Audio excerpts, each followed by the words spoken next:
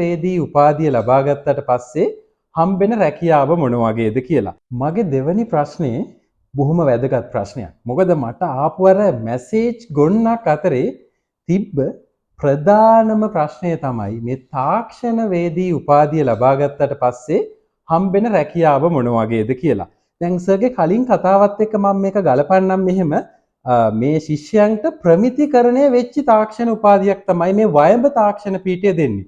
අපි ඉතින් අහලා බලමු මේ ප්‍රමිතිකරණය වෙච්ච තාක්ෂණ උපාධියත් එක්ක ශිෂ්‍යයන්ට මොන වගේ රැකියා අවස්ථාද විවර වෙන්නේ කියලා. ඒක ඉතාමත්ම හොඳ ප්‍රශ්නයක්. අපි මුලින්ම කතා කරා අපේ ඇක්‍රෙඩිටේෂන් එක වැදගත් වෙන එක විශේෂ කොටසක් තමයි මේ ඔයාලට රැකියාව දෙන එම්ප්ලොයර්ස්ලා.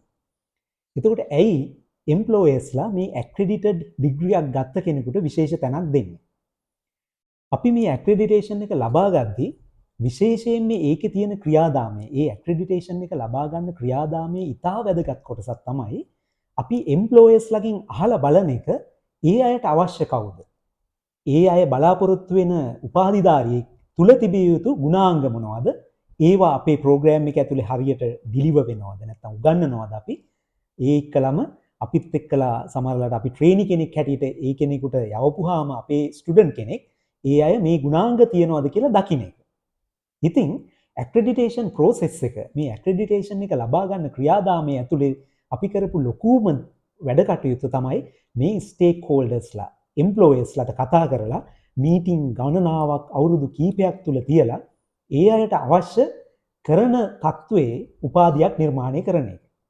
එතකොට ඒකෙන් තීරණය වෙනවා මේ අපේ උපාධි පාඨමාලා හතරම අවසානයේ උපාධිධාරියා බිහි කරද්දී ඒ අයට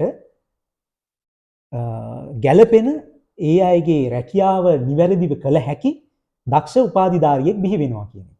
අන්න ඒ නිසායි අපි කියන්නේ මේ ඇක්‍රෙඩිටේෂන් එක අපිට හරිම වැදගත් අපේ පීඨයට.